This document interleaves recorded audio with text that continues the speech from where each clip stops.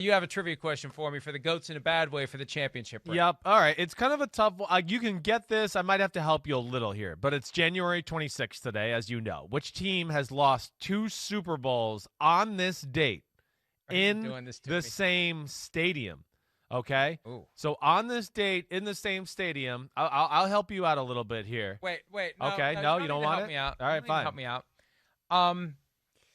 Wow. Okay, give me a hint. Okay. I'll say it's the New Orleans. It's in New Orleans.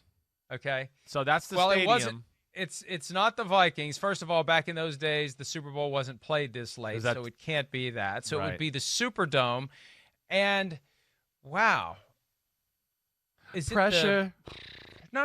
It's the Patriots. It is the Patriots. Correctamundo. Yep. To the Bears in Super Bowl 20 and to the Packers in Super Bowl 31. Yep. Correct.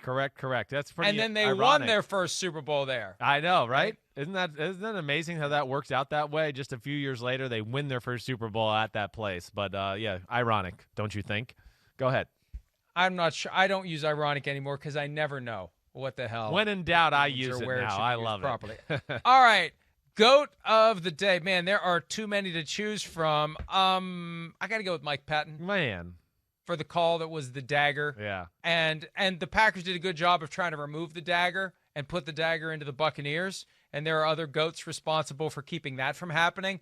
But the initial dagger that hobbled the Packers came courtesy of the ridiculous defense that was called by Mike Patton. We broke it down earlier. It's inside leverage, allowing the receiver to catch the ball and get out of bounds or run right by you as Scotty Miller did and score a touchdown. And it's 21-10 at the half when it could have been it still could have been 14-10 or at worst 17-10. Yeah, agreed. I mean, that was definitely the first pick. I mean, all right, let me get away from that game. I'll go to the other one. I'll give Sean McDermott, goats in the bad way, for the field goal thing. And again, I can understand the first one. It's 21-9. It's the end of the first half. Let's just get some points, feel good going into halftime, keep them having to play. Let's keep this game competitive, all that. But the second one, now you've seen Kansas City go down the field again. You got to go, wait, we haven't really stopped them all day. And now it's 24-12. That's the one where I go, hey, you're playing Patrick Mahomes in Kansas City and Andy Reid in Kansas City. Field goals ain't going to get it done today. That was, like kissing your sister, that one there. That made no sense, did nothing for their football team. It just helped them go down by 16. I mean, really. So that one, to me, for the scope of the game, knowing who you're playing against, to go and take the field goal and still be down by 9, that made no sense to me. I remember week 3, Ravens-Chiefs, Monday night. Ravens have a great drive right out of the gates, and instead of going for it on 4th and goal, they kick the field goal. It's like, that's not how you beat the Chiefs. Yeah. You beat the Chiefs with touchdowns. Field goals are just going to make it inevitable that they are going to roll right past you. I'm going back to Green Bay. The goats are grazing in Green Bay. Matt LaFleur robbing us all of what would have been a memorable moment. I got somebody emailing me during the show saying, oh, can you imagine how bad LaFleur would have been killed if he had gone for it there and not gotten it? He wouldn't have been killed at all. He wouldn't have been killed at all for going for it. Right. That's what everybody thought he was going to do. That's what Aaron Rodgers thought he was going to do. That's what you do in that moment. The season is riding on it, and if you don't make it, the Buccaneers have the ball on their 8. You've got 3 timeouts. You've got the 2-minute warning. And maybe they'll be more conservative, as you said earlier, in their play calling, pinned against their own goal line. So and all sorts of stuff could have happened. LaFleur said, well, yeah, we kicked off and they had the PI call. Well, yeah, there could have been a PI call on them if you had gone for it. A bunch of different things could have happened. Maybe you could have gotten 1st and goal at the 1, and you could have milked more time off the clock if there's pass interference in the end zone. We don't know what would have happened because we were robbed of that moment. So Matt LaFleur, sorry, great coach, but that day, goat in a bad way. Yeah, definitely. I know. I didn't want to go back to LaFleur right after you went Patton. I wanted to take him really, but I went to McDermott just to change the game up. But all right, so you got the 2 best picks in the draft so far. Here we go.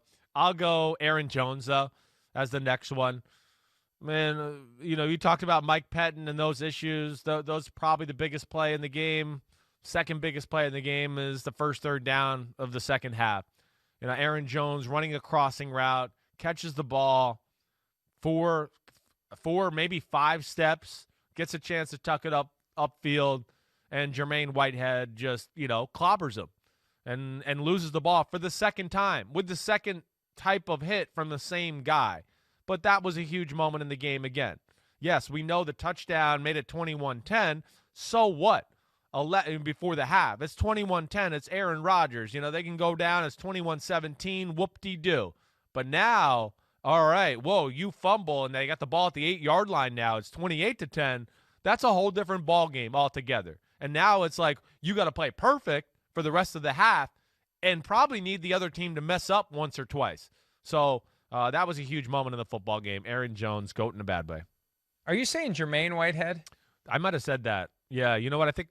There may be a Jermaine Whitehead. There was a Jermaine Whitehead. I'm sorry, Jordan Whitehead. Jordan Whitehead is the guy that's I'm sorry, Jordan. For the two I'm sorry. I'm sorry about that. Yes. I've got to go to the Chiefs-Bills game for my last one. And, when you look at the things the Bills need for the future, they've got their Jim Kelly. They've got their Andre Reed. Now it's time to go get their Thurman Thomas because Devin Singletary, TJ Yeldon did not get it done. And I don't know that Zach Moss would have made much of a difference. But, my God, 9 carries for 32 yards combined. Now, at a certain point, you got to say, well, maybe Brian Daboll should have committed to the run. But if you know your guys aren't going to run, if they're not getting it done in the run, why do you want to go from 1st and 10 to 2nd and 11? If you know it's not there, why are you going to keep banging your head against the wall? They need somebody on that offense in the backfield that can complement Josh Allen. And when the passing game is what it now is for the Bills, it shouldn't be all that hard to find a running back who can get it done and really take that offense to the next level, Chris. No, I agree. That's they're so close. They need a running back, they need just a running game in general, but you're right. They need a real, go-to running back, bell cow. We can depend on him. And they get one more weapon on the outside, and you just go, whoa, they could hit the, we can't stop them, we can't defend them type of mode as far as what they can do on that side of the ball. But that was apparent. They need that.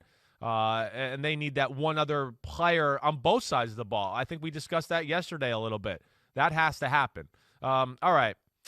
My last one. I easily could pick I could easily pick Tom Brady, but I'm not gonna. I'm not. He did win. They're going to the Super Bowl. As bad as and iffy as that third and fourth quarter were. I think I'm going to go to the Green Bay Packers offensive line. That's just where I'm going to go. We talked about it all year. We talked about it a lot towards the end of November into December. Wow, they've turned the corner. They've become one of the best offensive lines in football. You heard me say a number of times, like, man, they're getting to the point where they can kind of just run on anybody. But they couldn't do it against this team this week. The Buccaneers showed that they're their kryptonite, and not only in the run game and just snuffing that out, but the tackles especially. Billy Turner, Remmers at right tackle there. They just got abused at times as far as just absolutely steamrolled, run over that way. And that was a big part of the game altogether. Ricky Wagner, not Remmers. I'm sorry. I'm getting my Chiefs and Packers guys messed up. And it really was stunning to see it, as good as the offensive line had been against the Rams, to just go the other way. And we saw it early, like first drive. Yeah, you knew it didn't look good. Gobbled up. It's like, here we go. That's not supposed to be happening.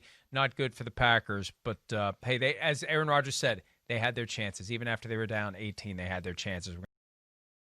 Hi, I'm Mike Tirico, and thanks for watching. Make sure to hit subscribe for the latest news and highlights from NBC Sports.